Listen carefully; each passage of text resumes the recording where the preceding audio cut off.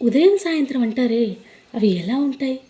మొదటిసారి నీ గుండెలలో తీయనైన ఆశలు రేపే ఆ కదలిక ఉదయం అనుకోమ్మా. చూడలేని ఆవేదనతో కలత చెంది అలిసావంటే సాయంత్రం అయినట్టేనమ్మా. నీలో